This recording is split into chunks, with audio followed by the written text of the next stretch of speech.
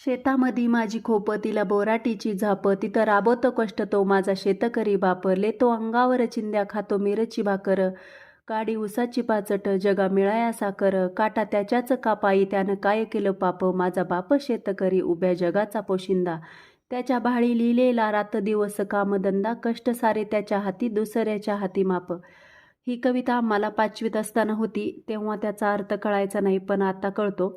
काल मी भाजी आणायला गेले होते. भाज्या खूप महाग होत्या. भाज्या महाग होत्या याचं दुःख वाटलंच नाही, शेतकऱ्याचं दुःख वाटलं. कारण अवकाळी पावसामुळं भरपूर नुकसान झालेलं आहे.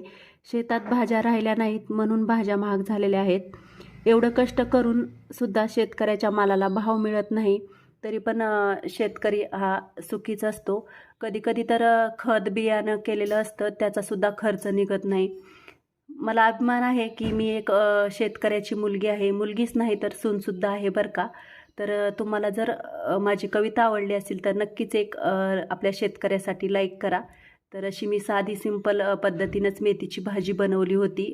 मुगाची डाळ घालून 10 मिनटं डाळ भिजत ठेवली होती आणि जिरे मोहरी आणि हिरवी मिरची लसूणची फोडणी घालून परतून घेतली होती.